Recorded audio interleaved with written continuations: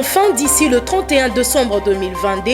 Le DG de l'ONIP affirme que l'objectif de l'Office national d'identification de la population est d'offrir la carte d'identité à toute la population congolaise, et cela avant la tenue des élections RDC. Un échange entre l'ONIP et l'Agence de prévention et de lutte contre la corruption de la présidence a eu lieu ce jeudi 13 août 2020. 9 nouveaux cas de décès, 59 nouvelles personnes guéries et 51 nouveaux cas de contamination affirmés. Tel est le résultat du secrétariat technique multisectoriel de lutte contre la COVID-19 en RDC du mercredi 12 août 2020. À une semaine du lancement de l'opération de contrôle de documents et autorisation de transport pour le compte de l'exercice 2020-2021, le conducteur de transport en commun crie déjà aux actes de tractation observés à l'endroit de policiers de la circulation routière. Merci de nous rejoindre, chers téléspectateurs, et bienvenue dans cette grande édition du journal sur la chaîne éducative. À la une de l'actualité, le directeur général de l'Office national d'identification de la population, Richard Ilunga, affirme que l'objectif de l'ONIP est d'offrir la carte d'identité à toute la population congolaise au plus tard le 31 décembre 2022. Ces derniers a échangé avec la délégation de l'Agence de prévention et de lutte contre la corruption de la présidence ce jeudi 13 août 2020. Frédéric Otama a signé ce reportage. Tout a eu lieu dans son cabinet de travail. La délégation de la présidence de la République sous la conduite de son coordonnateur, Guylain Kikangila, a été reçue en audience ce jeudi 13 août 2020 par Richard Ilunga Ntumba, directeur général de l'Office national d'identification de la population ONIP. Un échange très enrichi entre l'ONIP et la délégation de l'Agence de prévention de lutte contre la corruption a tourné autour de missions de l'ONIP et autres. L'objet de la rencontre était d'abord de me présenter les missions de l'Office national d'identification de la population. Et monsieur le DG Ilunga ainsi que son équipe m'ont démontré le caractère stratégique de la mission d'identification de la population et les interactions qu'il puisse avoir avec la PLC que le président de la République m'a fait l'honneur de diriger. Richard Ilunga précise que la mission de l'ONIP prendra fin en date du 31 décembre 2022 avant la tenue des élections en République démocratique du Congo. Tout en demandant l'implication de médias dans ses objectifs, dans sa mission d'identifier la population et de donner un fichier général à la population, l'ONIP est différent de la Commission électorale nationale indépendante CENI. Je demande solennellement à la presse de s'impliquer dans ces missions nobles pour une nation.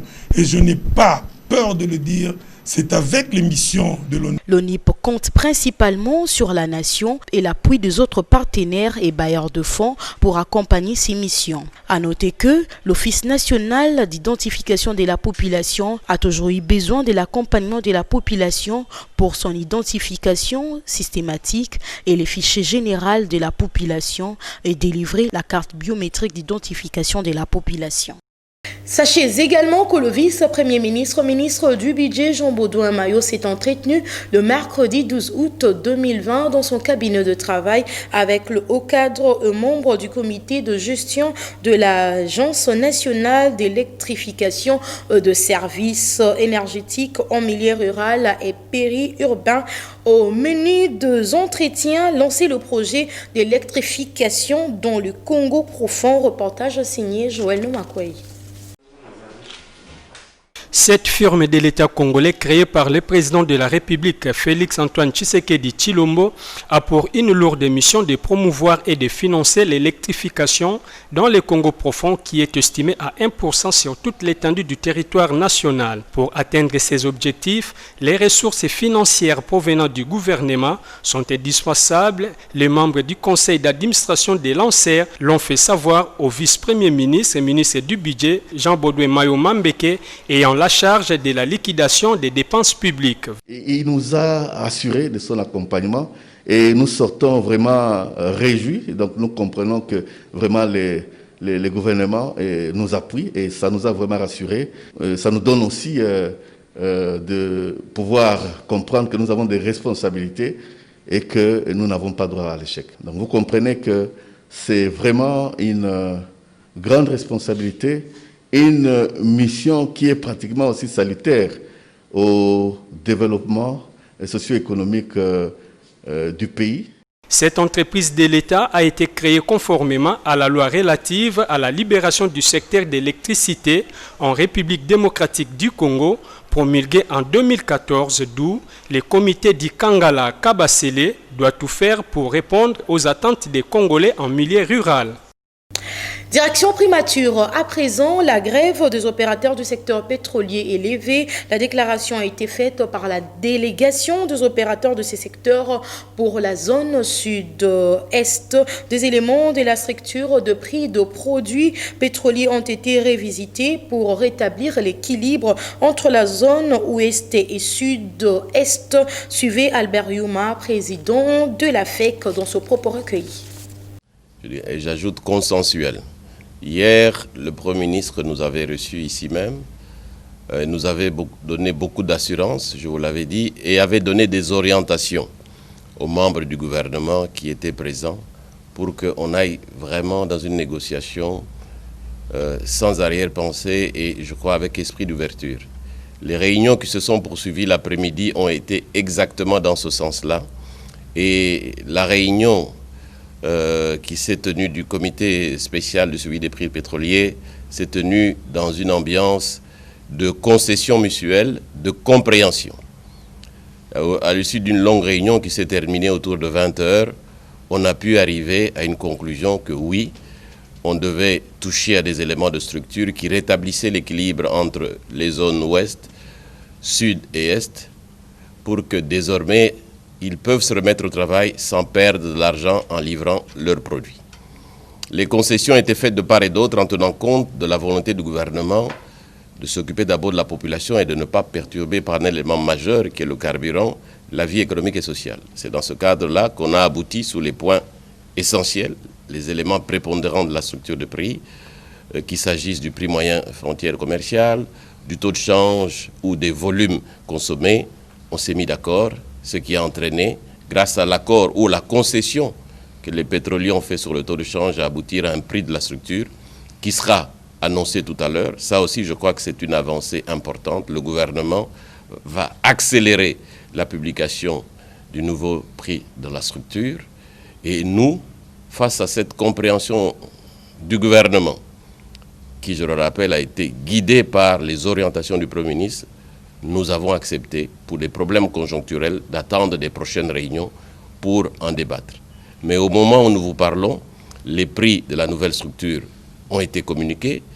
Ils nous permettent d'annoncer aujourd'hui que la grève est terminée et que l'activité économique va reprendre normalement le plus tôt possible dans le sud et l'est, parce que nos opérateurs économiques ont trouvé une oreille favorable auprès du gouvernement. Je l'ai signalé aux entrées de cette édition du journal. Le secrétariat technique multisectoriel de lutte contre la Covid-19 en République démocratique du Congo rapporte 9 nouveaux décès, 59 nouvelles personnes guéries et 51 nouveaux cas de contamination confirmés de cette pandémie pour le compte de la journée du mercredi 12 août 2020. Le détail avec Junior Twendele.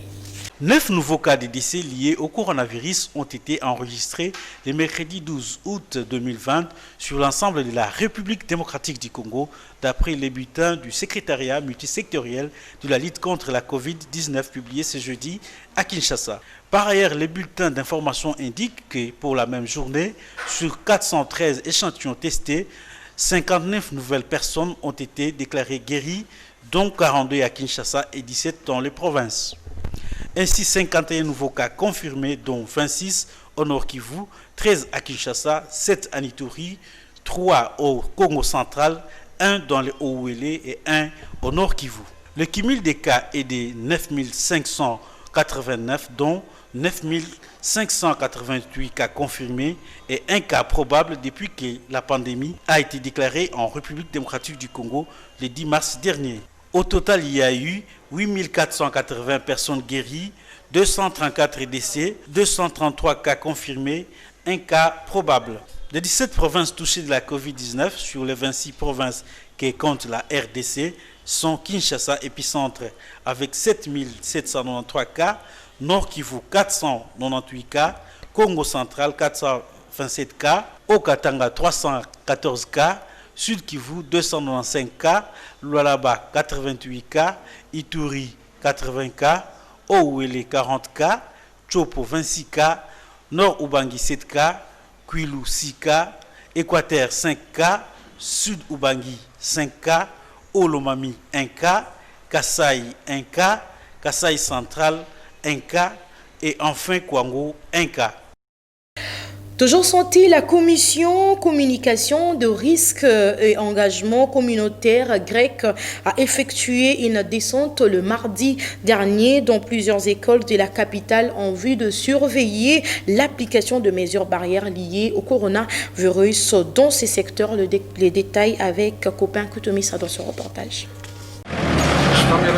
Après 4 mois de trêve, les élèves du cycle terminal à l'EPST ont renoué avec les chemins de l'école depuis lundi 10 août, dans un contexte particulier marqué par la pandémie de la Covid-19. Des mesures barrières édictées par les secrétariats techniques de la riposte sont de stricte application. Constat fait au lycée Mpiko où la prise de température dès l'entrée de la cour est mise. Les dispositifs de lavage des mains y sont installés. Devant chaque classe, élèves et enseignants sont tous soumis à cet exercice. C'est d'abord la conscience du travail bien fait et puis le souci pour bien accueillir ces jeunes, pour qu'ils trouvent un environnement approprié pour reprendre les études et puis qu'ils ne soient pas contaminés. C'est pourquoi nous avons tout fait pour avoir ce qu'on nous a demandé. Même constat fait au collège Don Petit, où au-delà du lavage des mains et port des masques obligatoires, la distanciation physique est bien observée. Nous sommes en train de suivre à la lettre les recommandations de la commission de riposte, que nous devons mettre les lavements et puis observer les mesures barrières, tout en gardant la distanciation aussi. Et les enfants doivent se mettre en masque. La présidente de la Grecque contre la Covid-19 en RDC s'est réjouie du constat sur terrain et appelle aux mesures préventives pour réduire les risques de contamination de la Covid-19. Nous avons élaboré quelques recommandations pour les écoles. Nous allons les accompagner pour réduire les risques de contamination dans les écoles. Et ces recommandations reprennent essentiellement les 4 mesures barrières clés, les ports obligatoires et corrects des masques au sein de l'école, pour toute personne se trouvant à l'école, que ce soit les élèves, les enseignants ou le personnel administratif ou même les parents qui viennent à l'école. Et nous insistons aussi pour que les écoles mettent les dispositifs de lavage des mains à l'entrée de l'école, dans les coins et dans les recoins de l'école et avoir suffisamment de désinfectants. Les parents eux aussi sont invités à coopérer avec les autorités des écoles en vue de briser la chaîne de contamination. Comment protéger votre vue numérique lorsque vous partez en vacances ou encore en voyage à travers le monde? Pour répondre à cette préoccupation, nous vous proposons de suivre le 5 conseils de Benoît Grun, expert en cybersécurité. Et c'est dans ce propos recueilli par Copain Koutoumissa. Je suis Benoît Grunemwald, expert en cybersécurité chez EZ. Si vous faites partie de ces vacanciers qui ne peuvent se séparer de leurs objets connectés, voici 5 conseils pour, durant vos vacances, protéger vos données personnelles et vos appareils. Premier conseil, pensez à sauvegarder ce qui vous est cher, vos photos, vos documents, avant de partir sur un support hors ligne, par exemple un disque dur. Deuxième conseil, mettez à jour à la fois vos logiciels mais également vos systèmes d'exploitation. Et ceci vaut pour les ordinateurs comme pour téléphone Android, smartphone ou iOS. Troisième conseil, ne laissez pas vos smartphones, vos tablettes ou vos ordinateurs sans surveillance, surtout dans les lieux publics. Vous éviterez ainsi de les perdre, de vous les faire voler ou de laisser une personne non autorisée y accéder.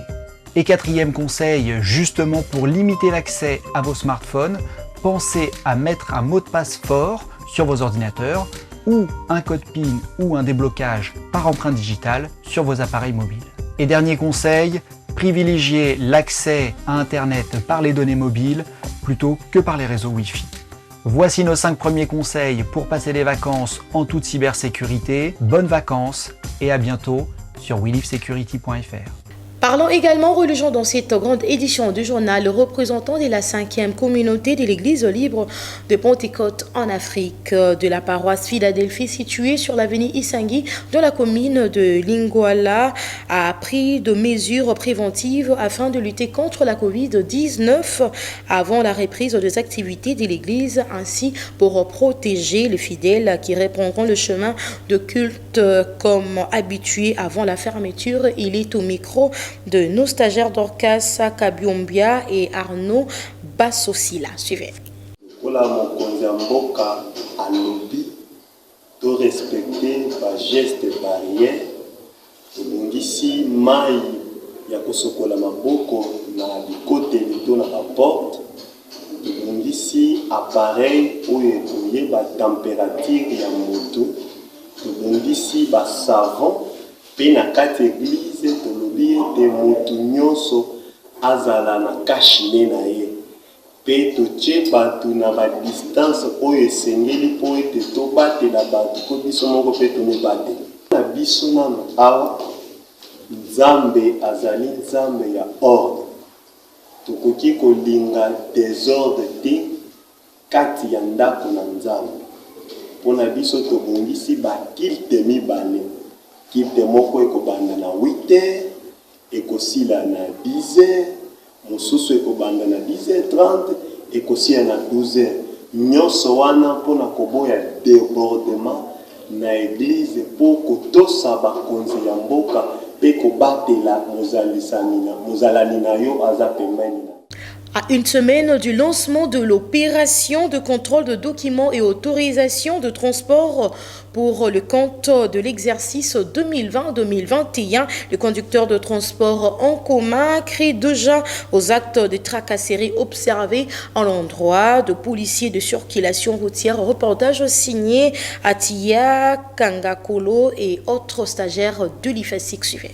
Bien avant le go de l'opération proprement dite le 17 août prochain, la police de circulation routière a pour sa part procédé de manière anticipée au contrôle des documents liés à l'autorisation des transports et tant d'autres. Comme témoignent les images, plusieurs véhicules sont en train d'être interceptés par des agents commis à la régulation de la circulation sur la chaussée en lieu et place de ceux du ministère des Transports et Voies de Communication censés de contrôler l'autorisation des transports. Tombé victime de cette tracasserie policière, un conducteur explique. Document transport, autorisation expertise, na contrôle technique, na quittance. Au topé en 500 francs. Les autres au foot du tabac document, mais sur le sommet au thé. Bacanyo sur la thé bio 50 000. Basenga basa 50 000. 100 000. Autorisation de transport expertise, na mikanda contrôle technique, na vinette, na poésie. Rappelons que cette décision est du ministre provincial des Transports et Voies de Communication terrestre de Kinshasa, Didier Mazenga, annoncé le 8 août dernier et sera en application le 17 août, consistera à l'opération de contrôle des documents et autorisation de transport pour l'exercice 2020-2021. Dans des semaines, les travaux de construction de sauts de moutons érigés le long du boulevard Lumumba sur la place de Bonhomme vont toucher à l'étape finale. Selon les agents commis pour sa réalisation, il ne reste plus que le bitumage, le marquage au sol et l'épreuve d'essai. Reportage signé par nos stagiaires de l'IFASIC.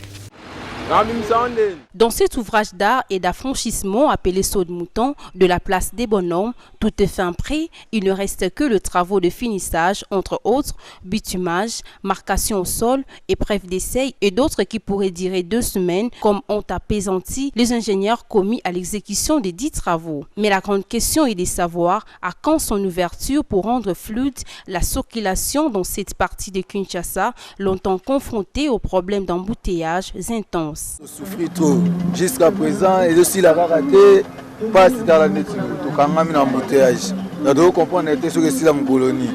Depuis ce document, en 2025, en 2030, nous devons y rareter. Toi d'ailleurs au bail, donc nous devons au bout là na passe. De mouton abusé ça vient à pour embouteillage ezaki makasi. Mais pour le moment, il comme mitu que zo de Calais, au utilisant de Malamor Kingasa, au utilisant de Malamor Pascal.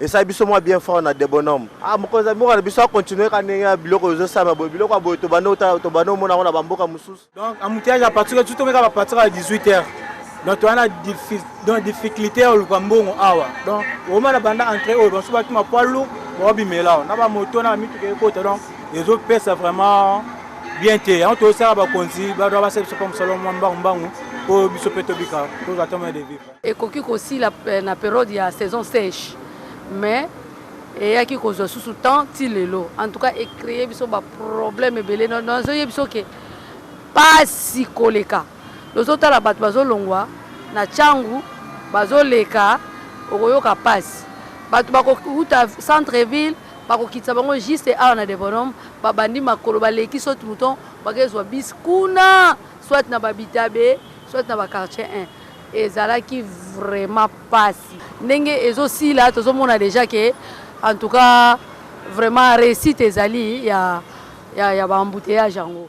Rappelons que ces travaux sont exécutés par Saficas SRL, s'inscrivent dans le programme des 100 premiers jours du chef de l'État, Félix Antoine Tshisekedi Tshilombo. Toujours société, les tabaski nuit gravement à la santé humaine. Comment faire face à cette pratique pendant la période de la pandémie du Covid-19? La réponse dans ce propos recueilli par le stagiaire d'Elifassik une fois de plus. D'abord, commencer à conscientiser les fabricants à cette période de pandémie de Covid-19 d'arrêter leur fabrication de cigarettes, puisque ça va vraiment nous aider aussi, nous les corps soignants, puisque la cigarette a une substance nicotine alcaloïde qui est là et qui affecte généralement les cerveaux. Les dégâts, c'est l'asthme, le diabète sucré, le problème aussi d'aggravation psychologique, déjà anxiété, dépression et nervosité. Dysfonctionnement érectile. Quand on parle de dysfonctionnement érectile, c'est quoi? Sur la santé, les tabacs crée l'AVC chez l'homme, il y a l'anévrisme, il y a l'arthrite, et sur l'environnement, il y a la déforestation, il y a la pollution. Et voilà, mesdames et messieurs, c'est par ici que prend fin cette édition du journal. Pour ceux qui nous ont pris en cours de chemin, en voici le rappel de titres. Ces missions prendront fin d'ici le 31 décembre 2022. Le DG de l'ONIP affirme que l'objectif de l'Office national d'identification de la population est d'offrir la carte d'identité à toute la population congolaise, et cela avant la tenue des élections RDC. Un échange entre l'ONIP et l'Agence de prévention et de lutte contre la corruption de la présidence a eu lieu ce jeudi 13 août 2020. 9 nouveaux cas de décès, 59 nouvelles personnes guéries et 51 nouveaux cas de contamination affirmés. Tel est le résultat du secrétariat technique multisectoriel de lutte contre la Covid-19 en RDC du mercredi 12 août 2020. À une semaine du lancement de l'opération de contrôle de documents et autorisation de transport pour le compte de l'exercice 2020-2021, le conducteur de transport en commun crie déjà aux actes de tractation observés à l'endroit de policiers de la circulation routière. C'en est complètement fini dans cette grande édition du journal. La chefferie d'édition Junior Tendele et la technique a été assurée par Guilhem Ayamba. Bienvenue à Tona et Freddy Kotama. Mesdames et messieurs, merci à vous de nous avoir suivis et nous vous souhaitons bonne continuité de programme sur la chaîne éducative. Au revoir.